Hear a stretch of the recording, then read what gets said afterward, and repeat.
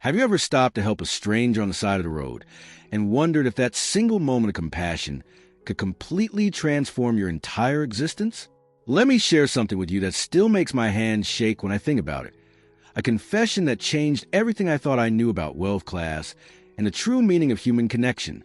That rain-soaked night when I pulled over to help a stranded woman with a broken-down truck on a deserted highway, I had absolutely no idea I was standing face-to-face with Isabella Marchetti, the billionaire owner of Marchetti Global Farms, one of the largest agricultural empires in the Western Hemisphere. My name is Daniel Rivers. I'm 34 years old, a single father to an incredible 8-year-old boy named Oliver. And for the past 7 years, I've been grinding through multiple jobs just to keep food on our table and a roof over our heads after my wife walked out on us without looking back. This is a story of how one act of kindness during a brutal thunderstorm set off a chain reaction of events that would challenge everything I believed about money, pride, sacrifice, and what it truly means to be rich in ways that actually matter. I promise you that what you're about to hear will make you question every assumption you've ever made about social class, human worth, and the incredible power of genuine compassion in a world that often feels cold and transactional.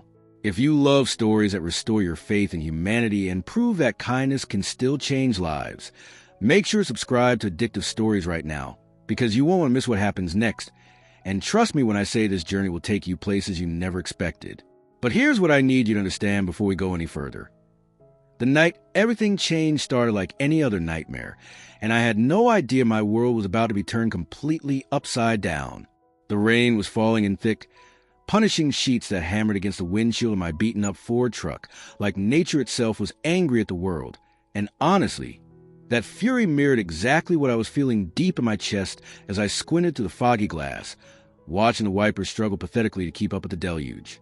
Every single breath I took fogged up the windows even more.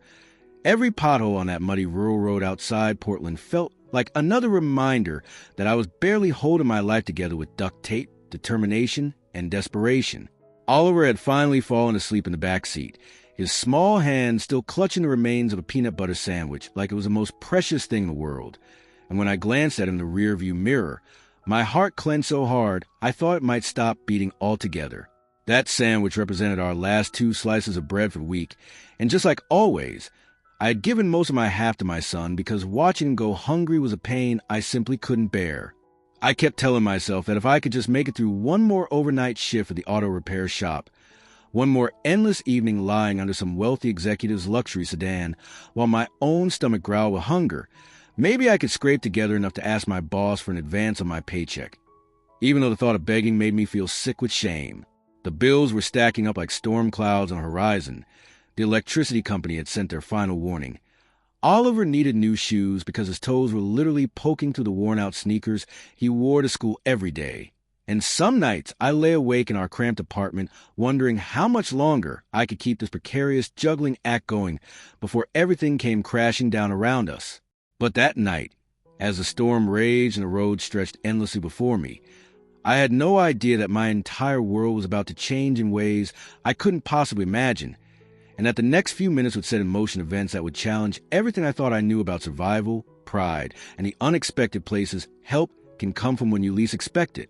My truck lurched violently forward as I slammed on the brakes, my heart hammering in my chest, and there in the middle of that desolate highway sat a battered silver pickup with its hood popped open, steam rising from the engine like smoke signals of distress into the rain-soaked darkness. Standing beside the vehicle, completely drenched and waving a flashlight desperately through the downpour, was a woman in a plaid flannel shirt and mud-streaked jeans, her hair plastered to her face, looking absolutely miserable and potentially dangerous if hypothermia set in. Something deep in my gut, that same instinct that made me pull over for injured animals and stranded motorists even when I barely had enough gas money to get myself home, kicked into overdrive immediately. I grabbed my weathered toolbox from the passenger seat, the same metal box my father had given me before he passed away, and I jumped out into the freezing rain, without a second thought about my own comfort or the fact that I was already running late for my shift. "Are you okay?" I shouted over the roar of the storm, rain immediately soaking through my worn jacket and chilling me to the bone. The woman turned toward me, startled, her eyes wide with mixture of relief and surprise that someone had actually stopped. "Truck overheated," she yelled back, her voice cracking slightly but maintaining a strange composure despite her obvious distress. Battery warning light came on right before the whole thing died on me. I moved toward the hood with practiced efficiency, my mind already running through the likely culprits. Pop the hood and step back, I instructed, my voice taking on that calm, authoritative tone I always use when working on vehicles. This storm's only going to get worse, and we need to figure out what's wrong before you end up stranded out here all night. She blinked at me through the rain, and I could see the question forming on her lips. You sure you know what you're doing? I almost laughed at that, a bitter sound without real humor. Lady, I've fixed more broken-down vehicles and I've had hot meals this month, and trust me, that's saying something. What I didn't see in that moment, what I couldn't possibly have noticed in the darkness and rain and urgency of the situation, with the expensive Italian leather boots hidden beneath the layers of mud coating her feet, or the platinum and diamond rings she tucked under her work glove, or the fact that her seemingly ordinary flannel shirt carried a designer label that cost more than my monthly rent. To me, she was simply another human being who needed help, another soul stranded in the storm, and I would be damned if I let someone freeze to death or get stranded overnight out here while I still had working hands, a toolbox full of equipment, and the knowledge my father had spent years teaching me before cancer took him away. 35 minutes passed in focused concentration as I worked beneath that hood, my hands moving with practiced precision despite the rain pouring down my neck and the cold seeping into my bones. Oliver stirred in the backseat of my truck, rubbing sleep from his eyes with tiny fists. And that's when the woman did something that caught me completely off guard. She walked over my vehicle, tapped gently on the window, and when Oliver rolled it down slightly, she offered him a granola bar and one of the warmest, most genuine smiles I'd seen in months. I caught the interaction out corner of my eye while checking the radiator hose, and I felt something twist painfully in my chest, a complicated mixture of gratitude and shame, and something else I couldn't quite name. People didn't usually offer us anything, you see, because poverty has a way of making you invisible, of turning you into background scenery that more comfortable people prefer not to acknowledge. You from around here? I asked, trying to make conversation as I tightened the last bolt and double-checked the oil levels, my voice rough from the cold and exhaustion. Kind of, she answered vaguely, her tone carefully neutral. Inherited some property about 15 miles east of here. Actually, I was out checking on the land when the engine decided to quit on me. I nodded, understanding that particular brand of bad luck intimately. Well, you should be good to go now, I said, closing the hood with a solid thud that echoed through the rainy night. Just don't push it too hard until the cooling system fully kicks back in. This thing's barely holding together, honestly. She looked at me with an expression I couldn't quite read in the darkness. How much do I owe you for the repair? I actually laughed at that question, though there wasn't a trace of humor in the sound. I didn't do it for money, I told her honestly, wiping my greasy, rain-soaked hands on my already filthy jeans. Just pay it forward sometime when you see someone else who needs help. She stared at me then, really stared, like I'd just spoken a language she hadn't heard in years, or maybe her entire life. Then she turned toward my truck, where Oliver was watching us through the slightly fogged window, his small face pressed against the glass with innocent curiosity. "That's your son?" she asked, and there was something different in her voice now, something softer and more personal. "Yeah, that's Oliver," I replied, feeling that familiar surge of fierce protective love that always came when anyone mentioned my boy. He's 8 years old, and he's pretty much the only reason I keep going most days. She smiled at that, a sad kind of smile that suggested she understood more about loneliness and struggle than her appearance might suggest. "He's a beautiful child," she said quietly. Then she paused, and when she spoke again, her voice carried a strange intensity. "You didn't even ask who I was." I shrugged, confused by the statement. "Didn't figure it mattered much," I told her honestly, pulling my soaked jacket tighter against the cold.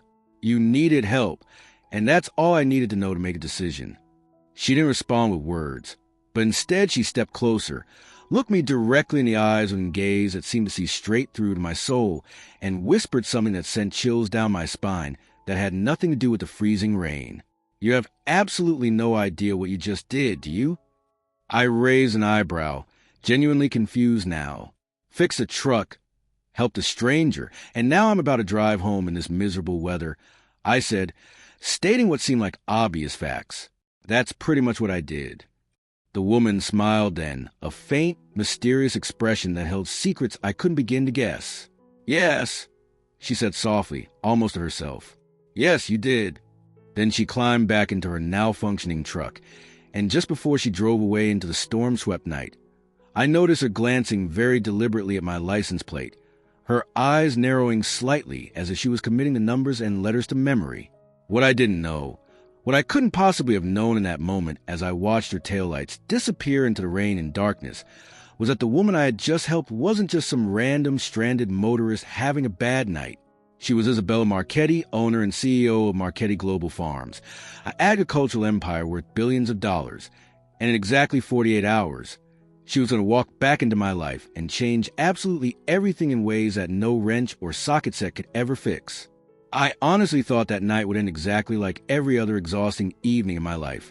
A bowl of cheap instant ramen noodles, a lukewarm shower in our apartment's barely functioning bathroom, and maybe an hour of restless sleep before I had to wake up and do it all over again. Nothing special, nothing different.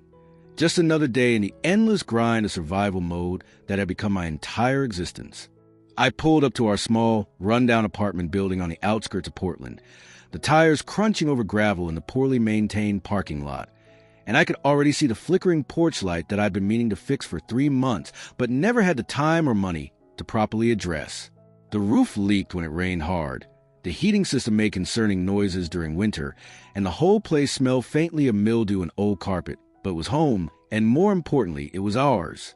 I carefully lifted Oliver from the back seat, his small body warm and heavy with sleep against my shoulder, his breath soft and steady against my neck, and as I carried him through the cramped, creaky hallway toward our second-floor unit, every step reminded me of just how far I'd fallen since the dreams of my younger years. There had been a time before Oliver's mother left, before the medical bills and the layoffs and the seemingly endless series of disasters that define poverty in America, when I'd imagined a different life for myself. A real house with a yard, a stable job with benefits and retirement savings, maybe even a family that stayed together through the hard times. I tucked Oliver into his small bed, kissed his forehead gently, and stood there in the darkness staring at the peeling wallpaper and water-stained ceiling, feeling that familiar mixture of love and despair that had become my constant companion. Part of me had grown numb to the struggle, had learned to accept the stillness and the loneliness as simply the price of survival. Another part of me hated it with a passion that sometimes scared me, hated the helplessness and the constant fear and the knowledge that no matter how hard I worked, I could never seem to get ahead. But that night, something felt different, though I couldn't put my finger on exactly what had changed. The air seemed too quiet, almost expectant, like the universe was holding its breath and waiting for something to happen. I shook off the strange feeling, chalking it up to exhaustion and the adrenaline crash after helping that stranded woman. Meanwhile, 20 miles away in a completely different world, Isabella Marchetti sat in the back of a luxury black SUV parked outside the contemporary farmhouse she rarely used, having changed out her muddy clothes into comfortable designer loungewear, her hair still slightly damp from the storm. She stared intently at a laptop screen, her expression unreadable, while her personal assistant Marcus spoke through a secure video connection, his voice echoing slightly in the vehicle's leather interior. "You requested a complete background check on the man who helped you tonight," Marcus said, his tone professional but clearly puzzled by the unusual request. "We've compiled everything available. His name is Daniel Rivers, 34 years old, single father, currently working 3 separate jobs to make ends meet." Isabella leaned forward, her eyes narrowing with focused intensity. "Tell me everything," she instructed, her voice carrying that commanding tone that had helped her build an agricultural empire from the legacy her grandfather left behind. His wife, or ex-wife I should say, walked out 7 years ago when their son was just 1 year old. Marcus continued, reading from a report on his own screen. "She signed away all parental rights and hasn't been heard from since. He's been raising the boy completely alone, working as a mechanic at Riverside Auto Repair, doing overnight security work at a warehouse, and picking up weekend construction jobs when he can find them. They live in a small apartment near Powell Boulevard, barely making rent most months." Isabella absorbed this information in silence, her mind working through the implications. "And his son's name?" she asked, though she already knew the answer. "Oliver Rivers, 8 years old, enrolled at Richmond Elementary. According to school records, he's never been in any trouble. Teachers describe him as quiet, intelligent, exceptionally well-behaved despite the challenging home situation." Isabella inhaled slowly, deeply, and the memory of that little boy's face pressed against the truck window, his sleepy eyes bright with innocent trust as he accepted the granola bar she offered, hit her with unexpected emotional force. "Schedule a meeting," Isabella said suddenly, her decision made. Marcus paused, clearly surprised. "A meeting, ma'am? With Daniel Rivers?" Isabella's voice dropped to that particular tone she used when her mind was absolutely made up. "No, not with him directly, not yet. Schedule meetings with the management at Richmond Elementary School and with the landlord of that apartment building where he lives." Marcus hesitated, his confusion evident even through the digital connection. "Ma'am, I don't understand. What exactly are we trying to accomplish here?" Isabella's expression softened slightly, but her resolve remained absolute. "That man helped me tonight when I was at my most vulnerable, Marcus. He was tired, clearly struggling financially, probably hungry and cold, and he still stopped in a dangerous storm to help a complete stranger without asking for a single thing in return. He didn't know who I was, didn't care about potential rewards or recognition, just saw someone who needed help and acted with pure human decency. Do you honestly think I'm just going to forget that kind of genuine kindness in a world where most people only see me as opportunity or obstacle?" Marcus went silent for a moment, processing this explanation. "What do you want to tell these people when I contact them?" Isabella's eyes hardened with determination. "Tell them that certain arrangements are going to be made, certain debts are going to be quietly paid, and certain opportunities are going to be presented. But Marcus," she added, her voice taking on a warning edge, "absolute discretion is essential here. I don't want Daniel Rivers to know anything about this yet. Not until I'm ready to approach him properly. Is that completely clear?" Marcus nodded, though his expression suggested he thought his employer might be making an emotionally driven decision rather than a calculated business move. "Understood, ma'am. I'll begin making the necessary arrangements first thing tomorrow morning." 2 days later, Daniel Rivers pulled into a familiar parking lot of Riverside Auto Repair, expecting another routine day of oil changes, brake repairs, and deal with demanding customers who treated mechanics like servants rather than skilled professionals. Instead, he found something completely unexpected. A sleek black SUV with tinted windows already parked directly in front of the shop's entrance, looking completely out of place among the older work vehicles and customer cars that normally filled the lot. A man in an expensive charcoal suit stepped out of the SUV as Daniel approached, and something about his demeanor, the calculated way he moved and the intensity of his gaze, immediately set off alarm bells in Daniel's mind. "You're Daniel Rivers?" the man asked, though his tone suggested he already knew the answer. Daniel stiffened slightly, his survival instincts kicking in after years of unexpected bad news. "Yeah, that's me. Who's asking, and why are you blocking the entrance to my workplace?" The man in the suit smiled slightly, a professional expression that didn't quite reach his eyes. "My name is Marcus Chun, and I work for someone who would very much like to speak with you. Please come with me." Daniel actually laughed at that, a short, sharp sound without humor. "I appreciate the mysterious invitation, but I've got work to do, bills to pay, and a kid who needs to eat.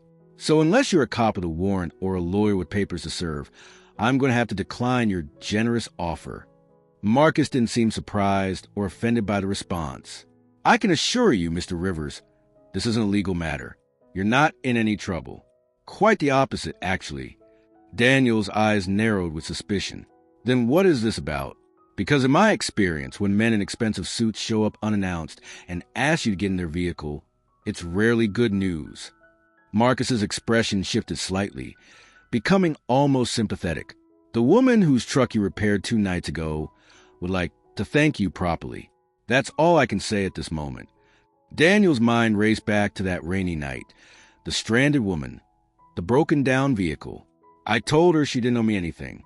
I helped because it was the right thing to do, not because I expected some kind of reward."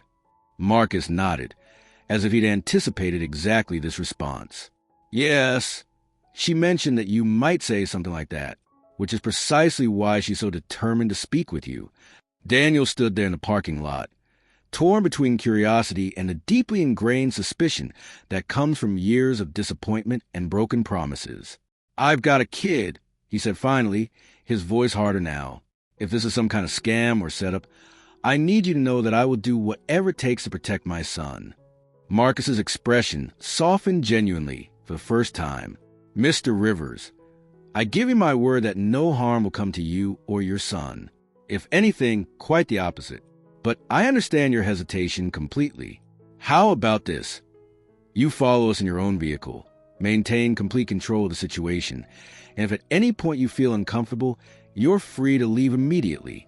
Does that seem reasonable?" Daniel considered this for a long moment, weighing the risks against his gnawing curiosity about what this mysterious woman wanted. Finally, he made his decision. "Fine, but I'm calling my neighbor and letting her know exactly where I'm going, who I'm with, and I expect you to respect that I'm doing this voluntarily, not under any kind of pressure." They drove in tense silence, Daniel following the black SUV in his beat-up truck, his mind spinning through possibilities and scenarios, none of which made much sense. Marcus wasn't a police officer. That much was obvious from his demeanor and the private vehicle. But there was something precise and calculated about the way he carried himself, like someone accustomed to high-stakes negotiations and confidential arrangements. After about 30 minutes of driving through increasingly rural areas outside Portland, they turned onto a private road marked only by an elegant but understated sign that read, "Marchetti Farms Private Property." Daniel's confusion deepened as they continued down the tree-lined drive, eventually emerging into a sprawling property that looked like something from a glossy architecture magazine. Two gorgeous horses grazed peacefully in a pristine pasture. A wraparound porch framed the entrance of a stunning contemporary farmhouse, and there she was, standing on the front steps, the woman from the rainstorm, but transformed completely. She wore an elegant navy blue dress that probably cost more than Daniel's monthly income, her hair styled perfectly, her posture radiating confidence and authority. But her eyes, those same eyes that had looked at him with surprise and gratitude in the rain, now watched him with an intensity that made his breath catch in his throat. Daniel stepped out of his truck slowly, his confusion and wariness written clearly across his face. "What is this?" he asked bluntly, gesturing at the opulent surroundings. "Some kind of elaborate thank you? Because I've got to tell you, this feels excessive for fixing a radiator hose." Isabella descended the porch steps with graceful confidence, moving toward him with purpose. "You helped me that night," she said, her voice carrying clearly across the distance between them. "You didn't know who I was. You didn't care about my status or wealth or connections. You simply gave your time, your expertise, and your compassion without asking for anything in return. And in a world where people constantly want something from me, that act of pure kindness meant more than you could possibly imagine." Daniel shifted uncomfortably, feeling completely out of his depth. "So what is this? Pity? Charity? Some rich person's guilt project?" Isabella's jaw tightened slightly, but her voice remained calm and measured. "No, Daniel. This is gratitude.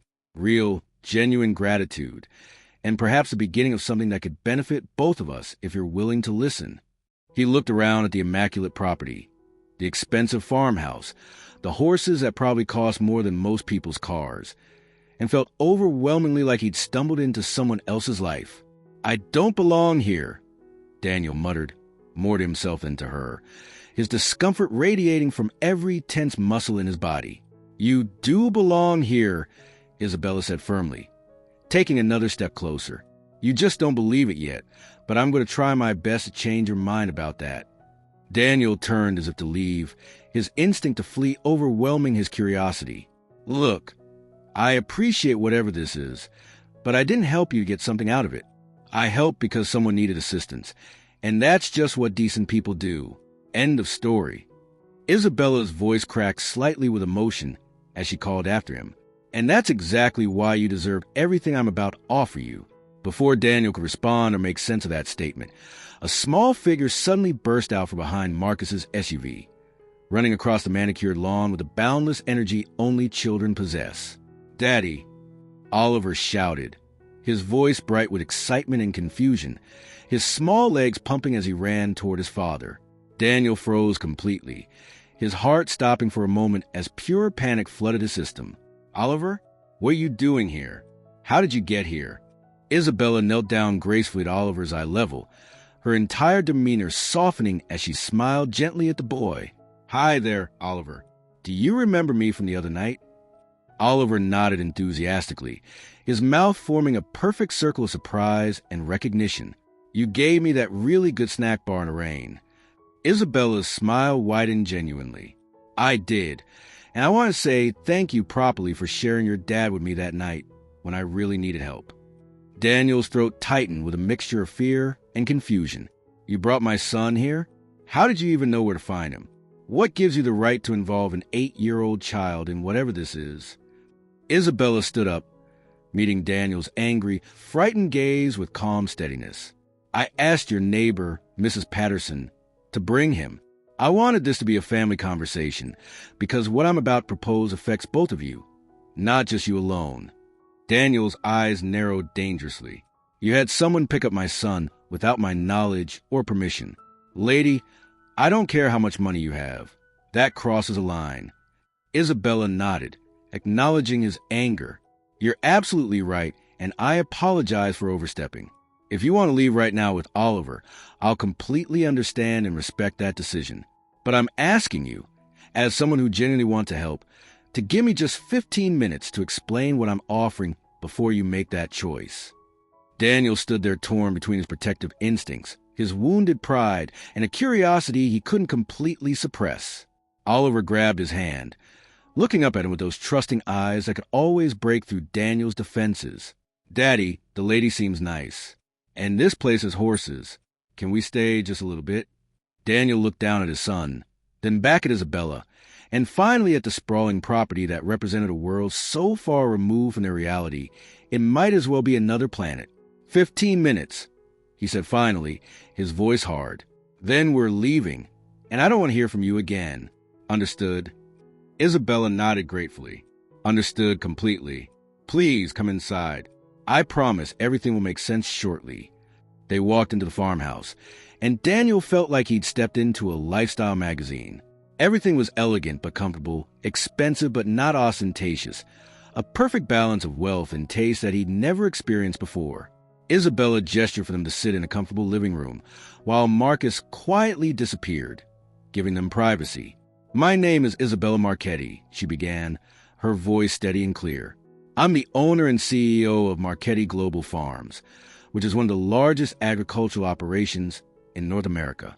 The reason you didn't recognize me is because I deliberately keep a low public profile, preferring to let the business speak for itself rather than seeking personal attention." Daniel absorbed this information without visible reaction. "Okay, so you're rich. I already figured that out from property and the private assistant and the general air of wealth surrounding everything here. What does that have to do with me and my son?" Isabella leaned forward slightly, her eyes intense with purpose.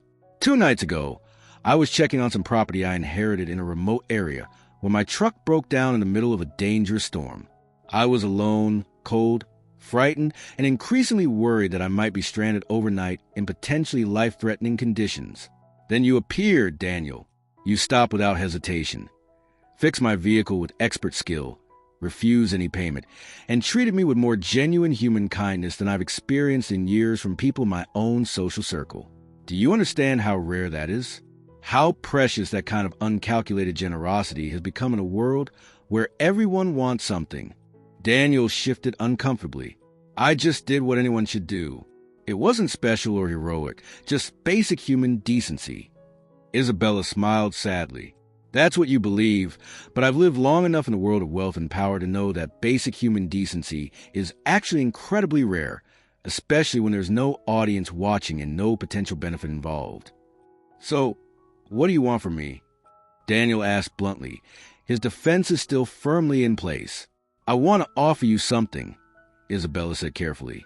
Not a handout, not charity, not some rich person's guilt project, but a genuine partnership based on mutual respect and shared values. Daniel actually laughed at that, a bitter sound edged with disbelief. Partnership? Lady, no offense, but what could someone like me possibly offer someone like you in a partnership? I'm a mechanic who works 3 jobs and can barely afford to keep my kid in shoes. You're a billionaire with property and businesses I can't even comprehend. We're not exactly equals here. Isabella's expression remained patient and understanding. Let me tell you something about my grandfather, Antonio Marchetti. He started this company with nothing but determination, agricultural knowledge, and a deep belief that people who work the land deserve support and respect. Before he died, he made me promise that I would never forget where our family came from, never let wealth isolate me from the struggles of ordinary people, and always look for ways to use our resources to make genuine differences in people's lives. I've tried to honor that promise, but I'll be honest with you, Daniel, it's hard to stay connected to reality when you're surrounded by wealth and people who only show you the version of themselves they think you want to see. She paused, gathering her thoughts. I want to reopen my grandfather's original repair workshop on the southern section of this property. It's been abandoned for almost 20 years, just sitting empty and unused. I've been thinking about converting it into a community garage, a place that provides free vehicle repairs for struggling farmers, single parents, veterans, anyone who's stuck at the bottom of economic ladder with no way up. But I can't do it alone, and I certainly can't do it authentically without someone who actually understands that struggle from personal experience. Daniel stared at her, his mind struggling to process what she was proposing. You're talking about opening a garage that fixes cars for people who can't pay? That's your business plan. Isabella nodded firmly. Yes, exactly that. And I want you to run it, to build it with me, to make it into something real and meaningful rather than just another vanity project that looks good in press releases but doesn't actually help anyone. Daniel was speechless, his carefully constructed walls of suspicion and pride cracking under the weight of this unexpected offer. You don't even know me. What if I fail? What if I steal from you or disappoint you or prove to be completely wrong for whatever vision you have? Isabella's reply came without hesitation, her voice carrying absolute conviction. Then we'll figure out together. Fix whatever needs fixing and move forward. That's how genuine partnerships work. Daniel, not through guaranteed success, but through commitment to working through challenges as they arise. She stood up and walked to a window overlooking the property. I'm not offering this because I feel sorry for you, though I do recognize that you're struggling financially. I'm offering this because that night in a rainstorm, you demonstrated qualities that can't be taught or bought. Genuine compassion, expert skill without ego, and the ability to see people as humans rather than categories or opportunities. Those qualities are exactly what this project needs to succeed. Daniel looked down at Oliver, who had been listening quietly with the serious expression children get when they know something important is being discussed. What do you think, Bud? He asked his son. Oliver considered the question with 8-year-old wisdom. I think the lady seems nice, Daddy. And you always tell me that helping people is important. Maybe you could help lots of people here instead of just fixing cars for people who already have money. Daniel felt his eyes burning slightly, pride and uncertainty, and hope all churning together in his chest. It's not that simple, Oliver. This represents a huge change, huge risks, and I'm not sure we belong in this world. Isabella turned from the window, her expression gentle but determined. You belong wherever your skills and values are respected, Daniel. And I can promise you that both will be respected here, not just by me, but by every person we help through this garage. Please, at least think about it before you make a final decision. Take a tour of the old workshop. See the space. Imagine what it could become. If after that you still won't walk away, I'll respect that completely and never contact you again. But give yourself the chance to at least consider a different future. Daniel stood there, every instinct screaming at him to run, to protect himself and Oliver from the inevitable disappointment that always seemed to follow hope, but another part of him, a part he'd tried to bury under years of survival mode, whispered that maybe, just maybe, this was real. One tour, he said finally. I'll look at the workshop, hear the full plan, and then I'll make my decision. But I'm not promising anything beyond that. Isabella's face lit up with genuine relief and happiness. That's all I'm asking for. Thank you, Daniel. The next few weeks passed like something from a fever dream, beautiful and surreal and slightly overwhelming. The old workshop, which had indeed been abandoned for nearly 2 decades, was gutted completely and rebuilt from the foundation up with fresh materials, state-of-the-art equipment. and a design that balanced functionality with a kind of welcoming atmosphere that would make struggling people feel comfortable asking for help. Daniel found himself overseeing every detail, his mechanical expertise and practical experience proving invaluable in creating a space that was actually designed by someone who understood how mechanics worked rather than how corporate executives imagined they worked. Isabella was present almost every day, not as a distant benefactor watching from afar, but as an active participant in the reconstruction. She helped sand down old doors, painted walls, organized tools, and listened with genuine interest when Daniel talked about his vision for the space. Oliver started attending school in the nearby district, a significant upgrade from his previous overcrowded urban school, and for the first time in his young life, he had new shoes that fit properly, a backpack that wasn't held together with duct tape, and a lunchbox filled with actual nutritious food rather than whatever cheap items his father could scrape together. Daniel watched his son thrive with a mixture of joy and lingering disbelief, still half expecting this entire situation to evaporate like morning fog. But it didn't disappear, and slowly, cautiously, he began to believe that maybe this was actually real. Isabella and Daniel grew closer during those weeks, not through any deliberate romantic intention, but through the natural connection that develops between people working toward a shared, meaningful goal. Sometimes they worked in comfortable silence, both lost in their tasks. Other times, they talked for hours about everything from automotive history to childhood memories to their different perspectives on wealth, poverty, and human nature. They were learning each other, building trust gradually like people who'd both been hurt too many times to rush into anything without careful consideration. One evening, under the glow of string lights they'd hung across the garage's newly finished interior, Daniel finally voiced a question that had been haunting him. "I still don't completely understand why you chose me for this. There are probably hundreds of qualified mechanics who would jump at this opportunity, people with better credentials and connections than I have." Isabella looked up from the paint supplies she'd been organizing, her expression thoughtful. "Because you didn't ask for anything, Daniel. And in my experience, people who don't ask for things are the ones who deserve everything." But not everyone in their respective worlds agreed with this assessment or approved of their developing partnership. Word spread through both the wealthy agricultural community Isabella moved in and the working-class neighborhood, where Daniel was known, and the reactions were far from universally positive. Daniel started noticing strange looks when he went to the grocery store, whispers that stopped abruptly when he came within earshot, men who used to ignore his existence now glaring at him with undisguised hostility. The rumors were vicious and depressingly predictable. He'd seduced a rich woman, played up his poverty to manipulate sympathy, gotten lucky through calculated charm rather than genuine need. Every assumption seemed designed to strip away his dignity and reduce his worth to nothing more than opportunism.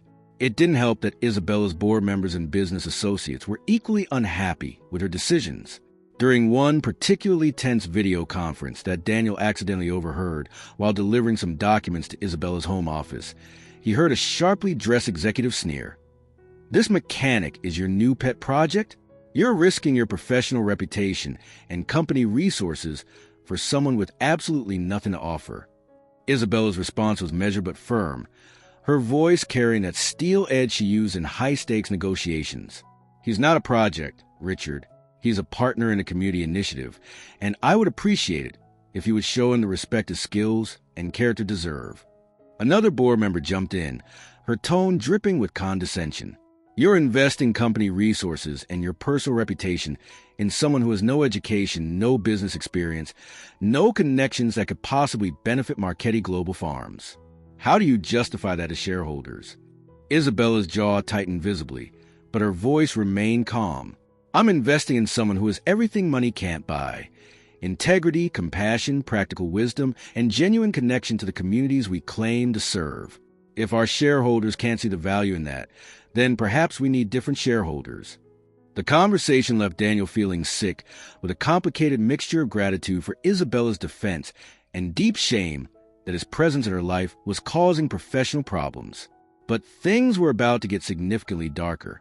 One morning, Daniel arrived at the nearly completed garage to find a letter taped to the front door, the paper slightly damp from overnight condensation. His hands trembled as he unfolded it and read the message scrawled in angry block letters. "You don't belong here. Crawl back to the gutter you came from before you embarrass yourself further. Nobody wants your kind in this community." He stood frozen, fists clenched around the paper, chest pounding with rage and humiliation. Oliver appeared behind him, having gotten off the school bus early for a half-day. "Daddy, what's that?" Daniel quickly tore the note down and shoved it deep into his pocket, forcing his expression into something resembling calm. "Just someone who doesn't understand kindness, Bud. Don't worry about it." But it wasn't just one isolated note from a single bitter person. The following week, Daniel discovered that all 4 tires on his truck had been deliberately slashed, the rubber shredded with what looked like a knife or sharp tool. Then Marcus, Isabella's assistant, reported that he'd been followed home after a late meeting, a dark vehicle trailing him for several miles before finally turning off. The situation escalated further when Daniel was walking Oliver home from school one afternoon and a black pickup truck slowed to a crawl beside them. Windows rolled down, laughter sharp and cruel echoing from inside. "Hey, grease monkey," one of the men shouted, his voice thick with contempt. "Nice sugar mama, you landed yourself. But word of advice, rich ladies like her get tired of charity cases real fast. She'll toss you aside as soon as she gets bored with playing savior." Daniel didn't say a word, didn't react visibly, but Oliver saw the tightness in his father's jaw, the way his hand curled into a fist, the muscle twitching in his cheek. And Isabella, during their evening working sessions, noticed a change in Daniel too. Less lightness, more shadows, conversations becoming shorter and more guarded. "Daniel," she said one night as they sat under the stars on the garage's new porch. "Talk to me. Tell me what's going on." Daniel's response was clipped, defensive. "I'm fine, just tired from the work." Isabella reached out, her hand hovering near his but not quite touching. "You're not fine, and I can see that clearly. Let me help." Daniel pulled away, his voice harder now. "I don't need you fixing me, Isabella. I've been taking care of myself and my son just fine for 7 years without anyone's help." Isabella's voice softened with understanding and hurt. "I'm not trying to fix you. I'm trying to stand beside you as a partner and friend, exactly like you stood beside me that night in the rain." He looked at her then, something breaking behind his eyes, walls crumbling under the weight of accumulated stress and fear. "Then promise me you won't leave," he whispered, the words raw and vulnerable. "Promise me that when things get hard or complicated or messy, you won't just disappear like everyone else has." Isabella moved closer, her hand finally finding his. "I'm not going anywhere, Daniel. I promise you that." The garage was finally ready to open, and after considerable discussion, they decided to name it Oliver's Corner Garage in honor of Daniel's son. Isabella had insisted on this despite Daniel's protests, arguing that the name represented hope and the next generation rather than focusing on either of their individual identities. Local residents showed up hesitantly at first, uncertain about the concept of free vehicle repairs and suspicious of any offer that seemed too good to be true. But gradually, word spread throughout the farming communities and struggling neighborhoods, and people began to arrive. Single mothers whose cars were their only lifeline to employment, elderly farmers whose trucks were essential for their livelihoods, veterans dealing with disabilities and fixed incomes. Daniel's hands were constantly busy, covered in grease and oil, his back aching from hours spent bent over engines. But for the first time in years, he smiled while working. He wasn't just fixing vehicles anymore. He was fixing lives, restoring hope, proving that kindness still existed in a world that often felt cruel and transactional. But kindness, as they were learning painfully, often brings envy and resentment from those who can't imagine motivations beyond self-interest. The threats didn't stop with the garage's opening. If anything, they escalated. One morning, Daniel arrived to find spray paint splashed across the pristine new walls. "Fraud, beggar, stay out," in angry red letters that dripped like blood. Isabella immediately called the local sheriff, her voice tight with anger. "This is the 4th incident of harassment and vandalism. What are you going to do about it?" The sheriff, a middle-aged man who clearly already made up his mind about the situation, just shrugged with frustrating indifference. "Look, Miss Marchetti, boys will be boys. Maybe if you didn't stir things up so much with this whole charity garage thing, you wouldn't attract negative attention. Just saying." Daniel's fist clenched at his side, every muscle in his body tensing with barely controlled fury. He wanted to protect Oliver from this ugliness, wanted to shield Isabella from the consequences of associating with him. But the hatred seemed to be closing in from all directions. Then came what felt like a devastating gut punch. Isabella didn't show up for 2 consecutive days. No calls, no text messages, no explanation. Daniel tried reaching her multiple times, his worry and confusion growing with each unanswered attempt. Finally, he called Marcus, who answered with obvious reluctance. "Where's Isabella?" Daniel demanded, his voice cold with building anger. "She's dealing with the board of directors." Marcus explained carefully. "They've demanded that she take a break from public appearances, especially anything involving you in the garage project." Daniel felt his blood run cold. "What exactly does that mean?" Marcus hesitated before responding. "The board members believe that your relationship with Miss Marchetti is damaging her professional credibility and the company's reputation. They think she's losing respect in the industry by being publicly associated with someone from your background." The line went silent for a long moment as Daniel processed this information, feeling like he'd been punched in the stomach. "I see," he said finally, his voice flat and emotionless. "Thank you for being honest with me, Marcus." 2 more agonizing days passed with no word from Isabella, and then the real devastating blow landed. An article appeared in the regional business newspaper, prominently featured on the front page. "Marchetti Empire in Crisis. Billionaire heiress under fire for lavish spending on mechanic romance project." Daniel stared at the newspaper in the local coffee shop, his hands trembling as he read the cruel speculations and thinly veiled accusations. Oliver, who had been patiently waiting for his hot chocolate, looked up at his father's stricken expression. "Daddy, why are people being mean again?" Daniel had no answer, no comforting words, just a growing certainty that he'd been foolish to believe he could ever truly belong in Isabella's world. Later that evening, as darkness fell over the garage, Isabella finally appeared. But something was different. Her eyes looked tired and guarded, her usual confident posture slightly diminished. "I had to let the board feel like they were in control," she said without preamble, her voice carrying a defensive edge. The company was facing serious pressure from investors. Daniel turned away from the engine he'd been mindlessly tinkering with. "You disappeared for 4 days without a word, Isabella. For days, while I wondered if everything we built together was falling apart." Isabella stepped closer, reaching out. "I was trying to protect the bigger picture, trying to save the company my grandfather built, so that we could continue doing work like this garage." Daniel's laugh was bitter and hurt. "And was I part of that bigger picture? Or just a temporary project you could set aside when things got complicated?" Isabella recoiled as if he'd struck her. "That's not fair, Daniel. You know how much this matters to me." He turned fully toward her now, pain written clearly across his face. "What I know is that my 8-year-old son is being mocked at school because his father dared to accept help from a rich woman. I know that people in this community see me as either a con artist or a charity case. I know that your professional reputation is suffering because you're associated with someone like me. So maybe the question isn't whether I was part of your picture, but whether I should have been in the first place." Silence filled the garage, heavy and painful. Then Isabella whispered, her voice breaking. "So, what do you want from me?" "What would make this right?" Daniel exhaled slowly, every word costing him something. "I want to be enough without needing your money or your connections or your protection. I want to provide for my son without being labeled your good deed or charity project. I want dignity, Isabella, and I'm not sure that's possible in this situation." Isabella looked shattered, tears forming in her eyes. "I never meant to take your dignity away. I thought I was offering partnership and respect." Daniel grabbed his jacket, moving toward the door. "Maybe that's what you intended, but intentions don't change how the world sees us or how the situation makes me feel like I'm drowning." He walked out into the night, leaving Isabella standing alone in the garage they'd built together.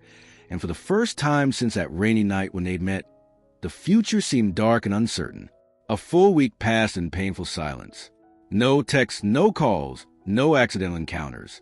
Daniel didn't return to the Marchetti property, instead going back to his old routine, fixing broken lawnmowers and small engines in his apartment building's parking lot, taking whatever odd jobs he could find, retreating into the familiar struggles of poverty, because at least that world made sense and didn't come with the complicated emotional weight of charity and obligation.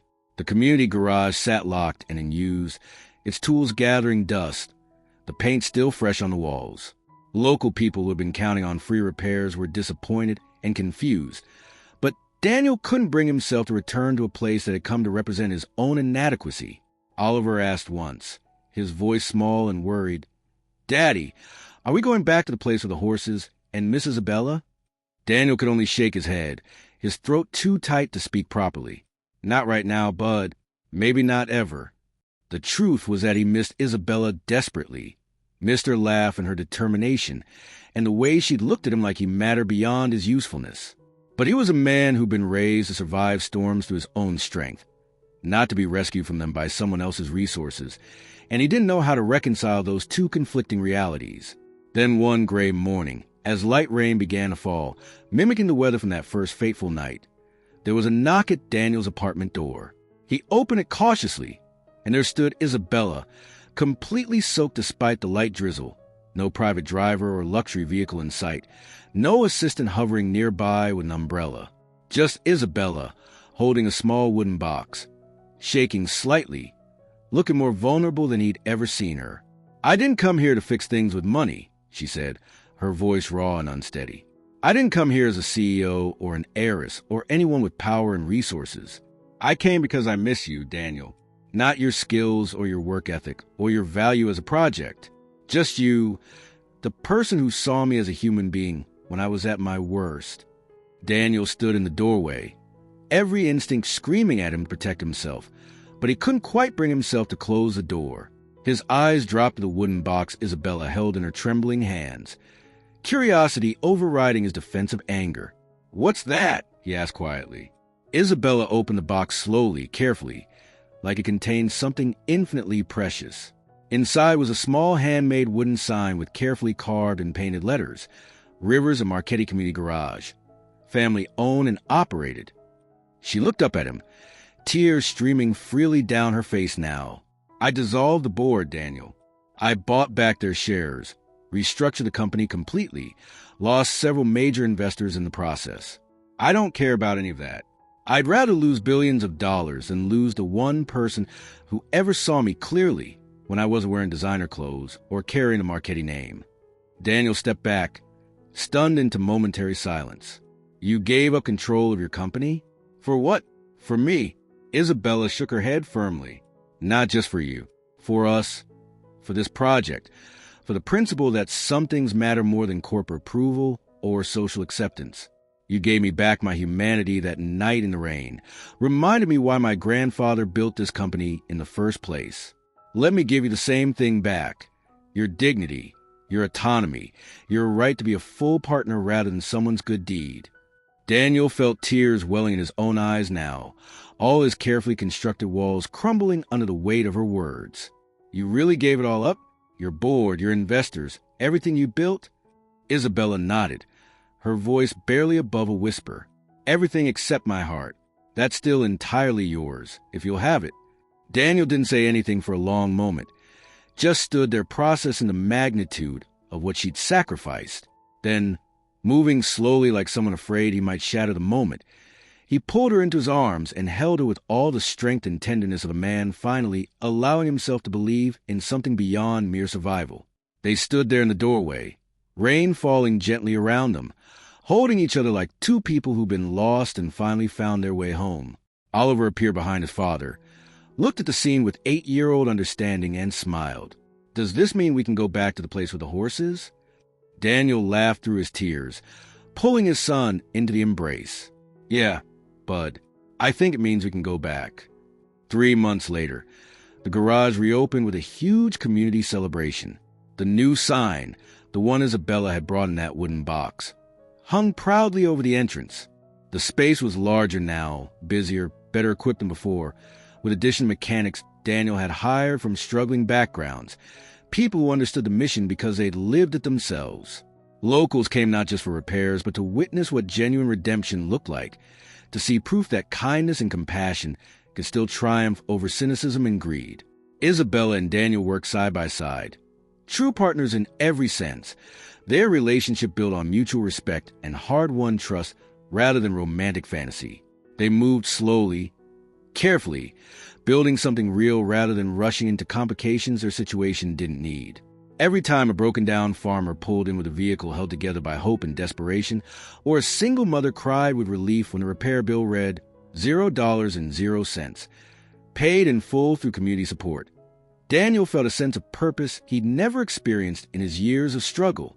He'd learned something powerful through this entire journey, that sometimes the simple act of fixing a stranger's truck in a rainstorm can end up fixing two broken hearts, rebuilding shattered pride, and proving that genuine human connection transcends every artificial barrier society construct around class and wealth.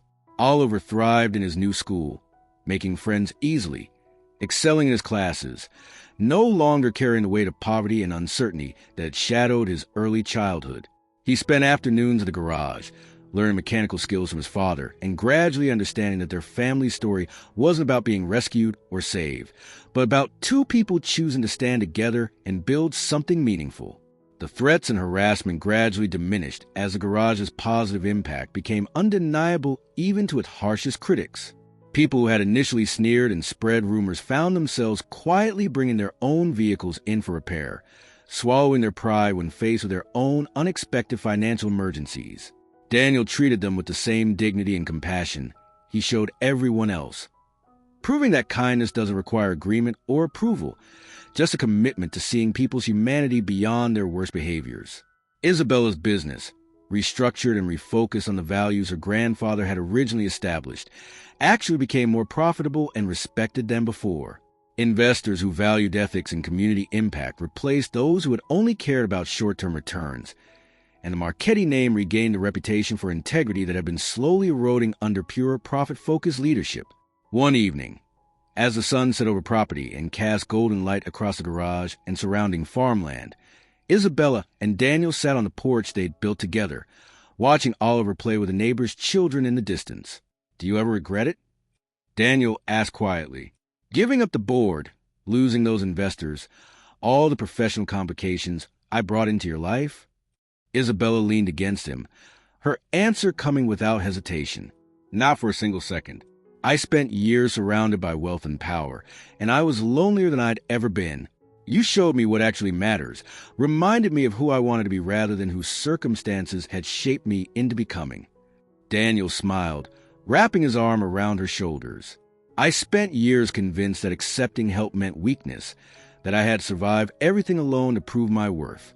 You taught me that partnership isn't the same as charity, and that letting people care about you doesn't diminish your strength." They sat in comfortable silence for a while, the kind of peace that comes from genuine understanding and hard-won trust. Oliver ran over, breathless and grinning. "Daddy, Miss Isabella, can we have dinner together tonight? Like a real family?" Daniel looked at Isabella, saw the hope and love in her eyes, and nodded.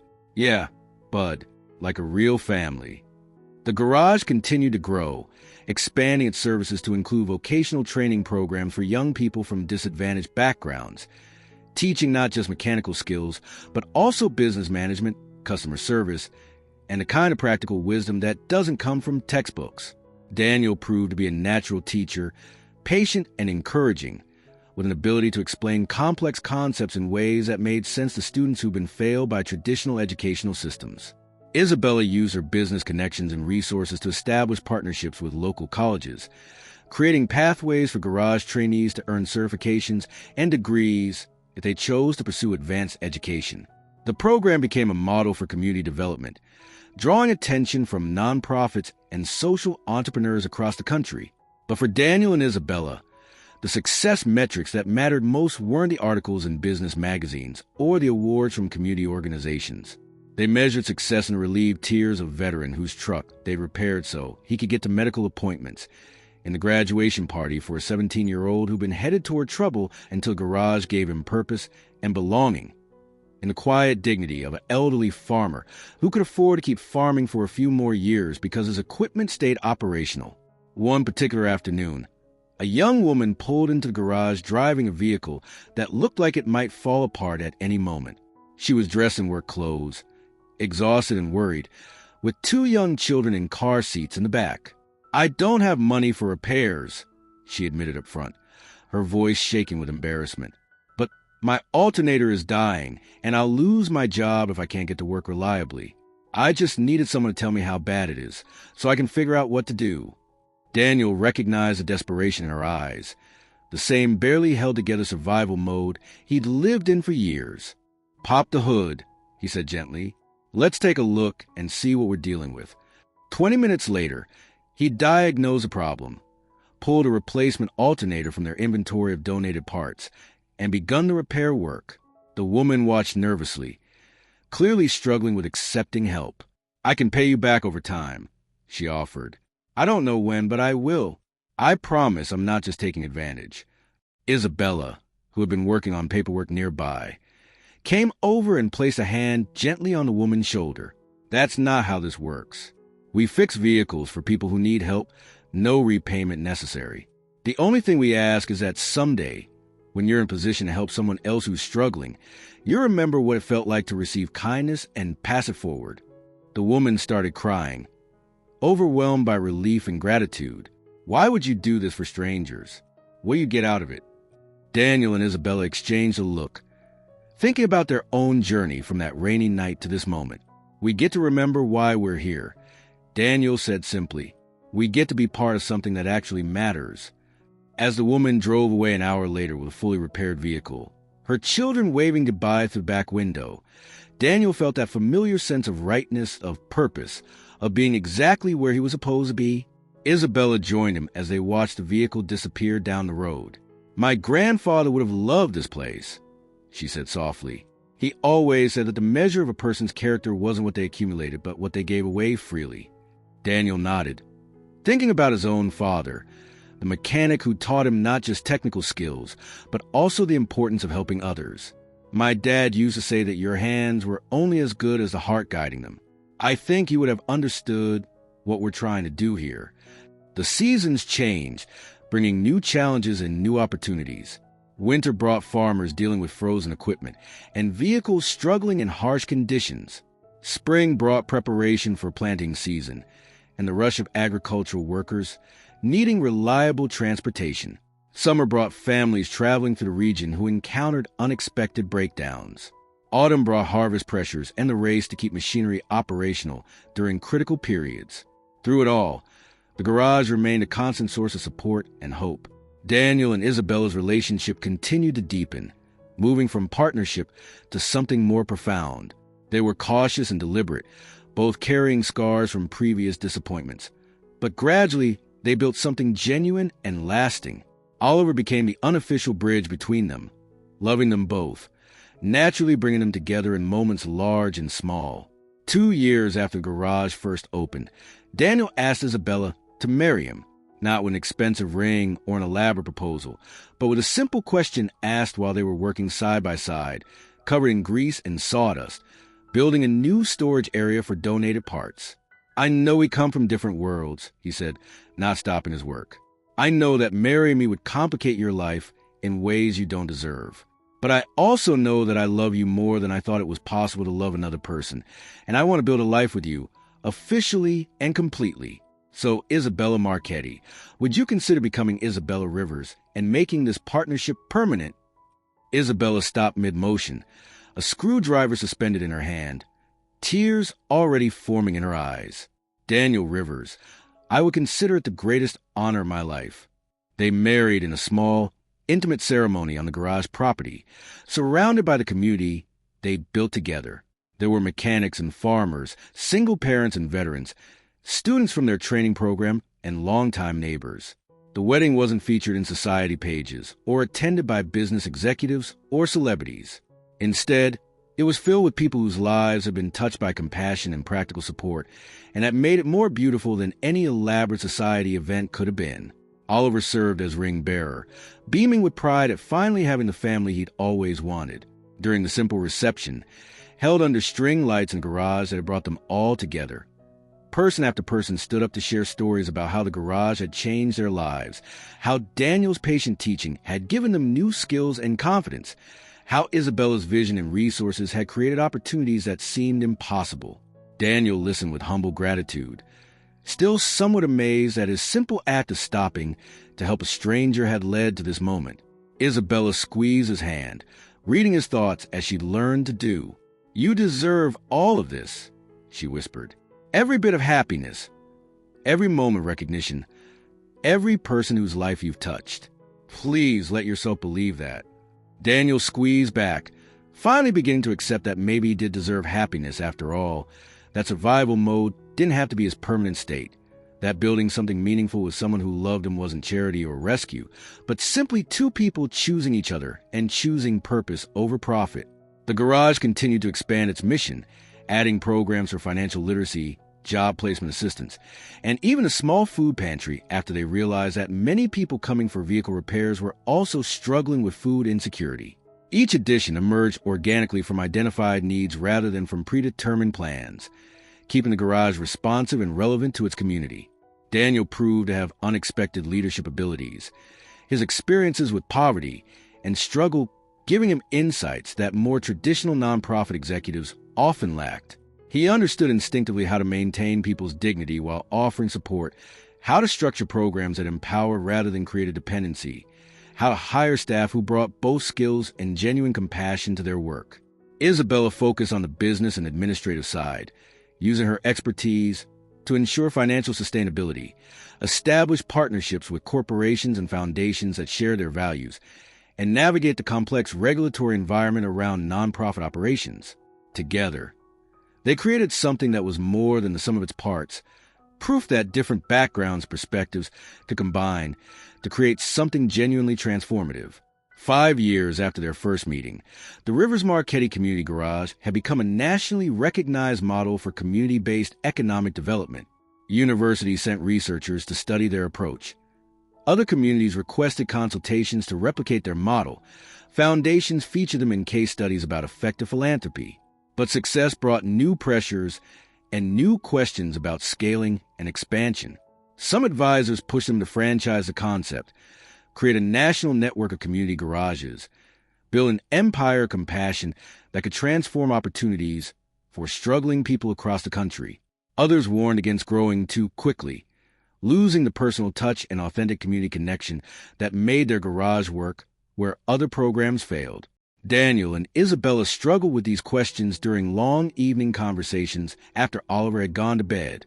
"We could help so many more people if we expanded," Isabella argued one night. "We have a proven model, committed funding, and demand from dozens of communities who want to build similar programs. Isn't it selfish to keep this small when we could multiply the impact?" Daniel understood her point but felt uneasy about the implications. "We could also lose everything that makes this special if we grow too fast. This works because we're personally involved, because I know most of the people who come through here, because you're making decisions based on community needs rather than investor expectations. Can we maintain that authenticity at scale?" They ultimately decided on a middle path. They would share their knowledge and model freely with other communities, provide consulting and training to groups that wanted to replicate their approach, but resist the temptation to create a controlled franchise or corporate structure. Each community garage would be independently owned and operated, adapted to local needs and circumstances, connected through shared values rather than organizational hierarchy. This approach proved wise as community garages began appearing in rural areas across several states, each unique but inspired by the Rivers Marchetti model. Some focused primarily on agricultural equipment, others on family vehicles, still others on commercial trucks that small business owners depended on. The diversity of approaches strengthened rather than diluted the core concept, proving that compassion and practical support could take many forms while maintaining authentic community connection. Oliver, now 13 years old, had grown into a thoughtful, skilled young man who worked alongside his parents at the garage whenever he wasn't in school. He'd inherited Daniel's mechanical aptitude and Isabella's strategic thinking, but more importantly, he'd absorbed their values about service and human dignity. Teachers at his school described him as unusually mature and empathetic, quick to notice when classmates were struggling and find ways to help without drawing embarrassing attention. One afternoon, Oliver came home with a proposal that surprised and touched both his parents. "Dad, Isabella, I've been thinking about the garage and the training programs we offer. What if we created something specifically for kids my age, like a summer program where teenagers can learn basic automotive skills, but also financial literacy and job interview skills and all the practical stuff that schools don't really teach. Daniel and Isabella exchanged impressed looks. That's actually a brilliant idea, Bud. What made you think of it? Oliver's expression grew serious. I have friends at school whose families are struggling, just like we used to. Their parents work multiple jobs. They worry about money constantly. They don't have opportunities to learn valuable skills. I remember what it felt like to be that kid, and I want to help them the way you guys help people at the garage. Isabella felt tears forming, overwhelmed by the young man Oliver was becoming. Let's develop this together. You can help design the curriculum, recruit participants, maybe even be a peer mentor to younger students. The youth program launched the following summer with 12 teenagers from backgrounds similar to Oliver's early childhood, single-parent households, families living paycheck to paycheck, young people who'd already learned that the world wasn't particularly fair or generous to people like them. Daniel and Isabella watched Oliver work with these students, teaching them to change oil and replace brake pads, while also sharing his own story about poverty and uncertainty and the unexpected help that had transformed his family's trajectory. The program became one of the garage's most impactful initiatives, with nearly every graduate going on to either skilled employment or further education, armed with both technical abilities and the kind of practical wisdom that comes from surviving difficult circumstances. 8 years after that rainy night, when everything changed, Daniel and Isabella sat on their porch, watching the sun set over property that had become their shared home. The original garage had been expanded twice. A second building housed the training programs and youth initiatives, and plans were underway for a third structure that would include a commercial kitchen for a food security program. Oliver was inside finishing homework, occasionally visible through the window, now 16 years old, and already applying to colleges with strong engineering and social entrepreneurship programs. Do you ever think about that night? Isabella asked quietly. The rain, the broken down truck, how easy you could have just driven past without stopping. Daniel smiled, remembering. Every single day. It was the best decision I ever made, stopping to help a stranger in the rain. Isabella leaned against him. It was the best decision I ever made too, memorizing your license plate and deciding to find you. Even though I had no idea what I was going to do once I found you, I just knew I couldn't let someone with your character and kindness disappear back into anonymity. They sat in comfortable silence, reflecting on the journey from desperate poverty and lonely wealth to this place of purpose and connection. The path hadn't been easy or straightforward, filled with conflicts and misunderstandings and challenges that had tested them both. But they'd chosen to persist, to believe in each other and in the possibility that different worlds could merge into something new and better. I've been thinking about my grandfather a lot lately, Isabella said, about the promise I made to him before he died, to never forget where our family came from and to use our resources to make real differences in people's lives. For years, I thought I was honoring that promise through traditional philanthropy, writing checks to organizations and serving on nonprofit boards. But this, she gestured at the garage and training buildings, this is what he actually meant. Getting my hands dirty, literally and figuratively. Building relationships rather than just distributing resources. Seeing people as partners rather than recipients. Daniel nodded thoughtfully. My dad used to say that the best inheritance you could give someone wasn't money or property, but rather the skills and values they'd need to build their own good life.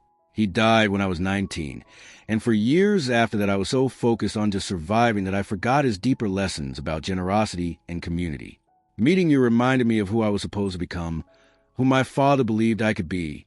We saved each other, Isabella said simply. You gave me back my humanity and purpose. I gave you back your hope and possibilities. And together we created something neither of us could have built alone.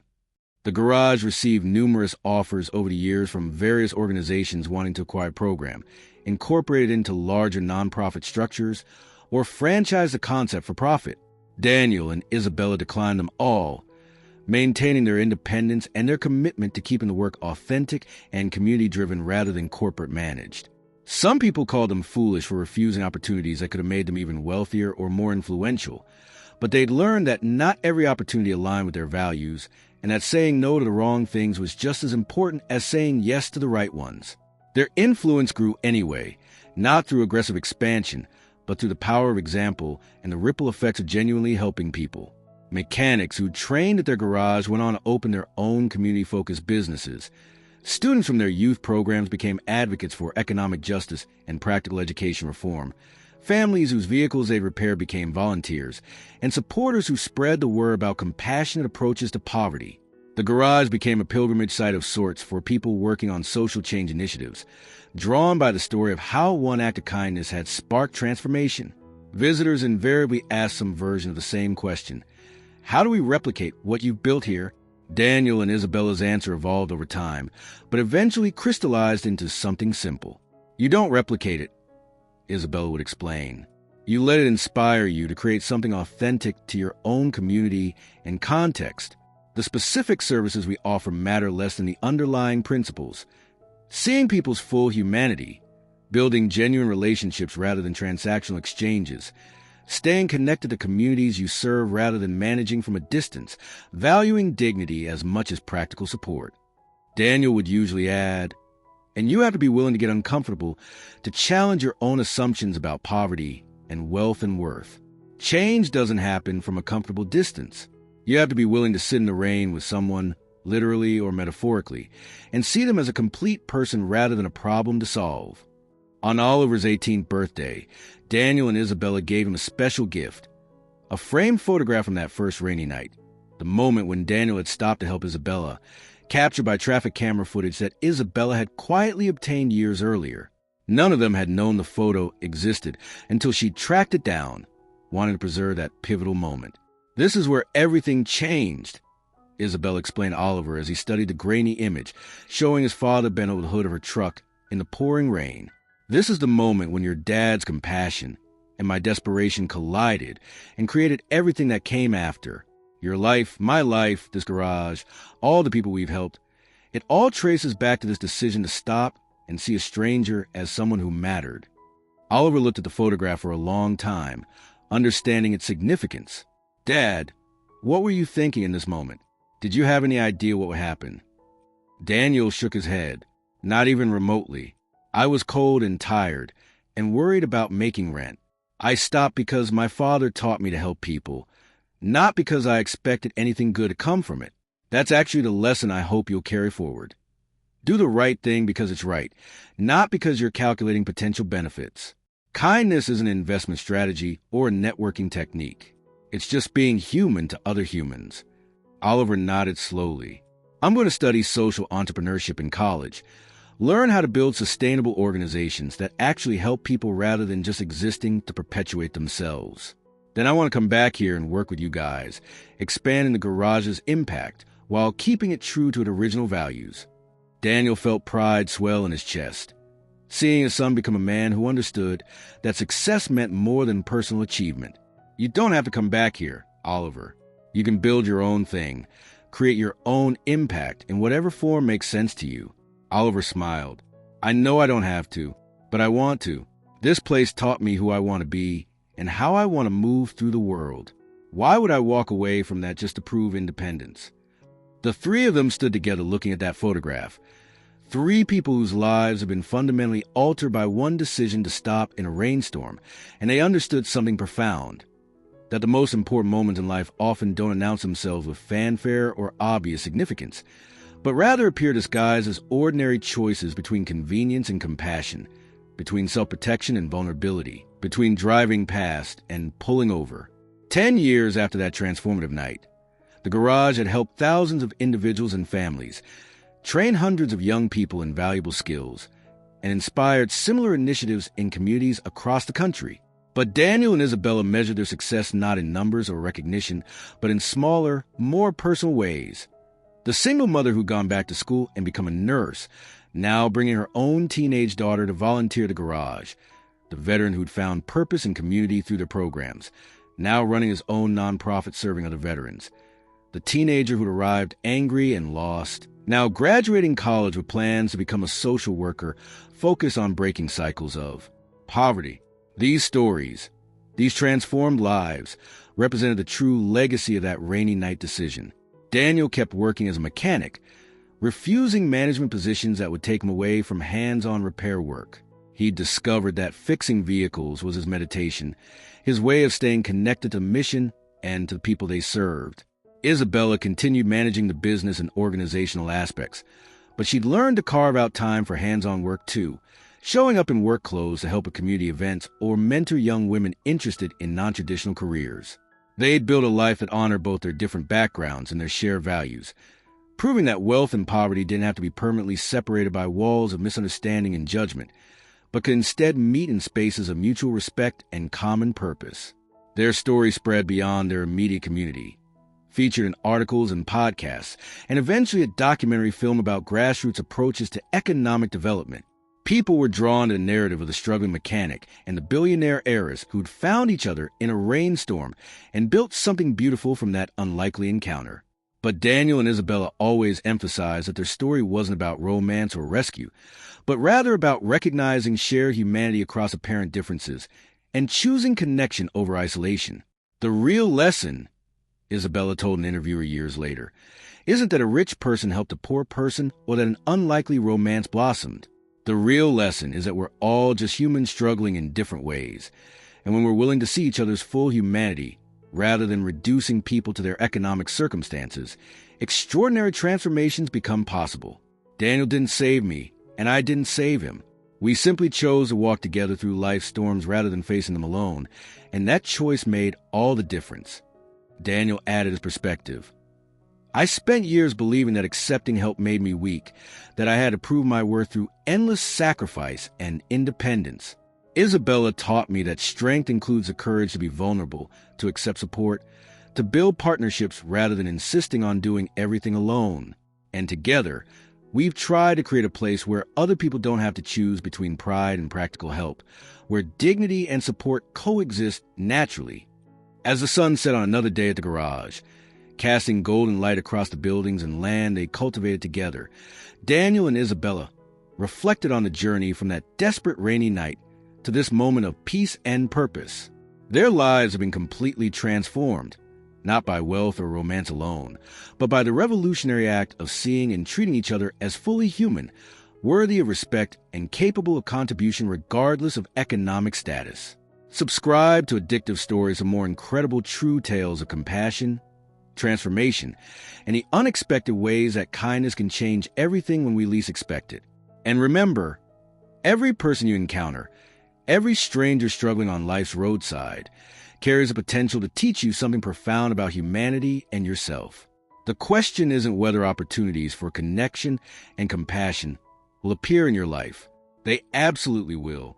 The question is whether you'll have the courage to pull over, get uncomfortable, and discover what's possible when you choose kindness over convenience, connection over isolation, and share humanity over social divisions. Thank you for joining us on this journey, and we'll see you in the next story.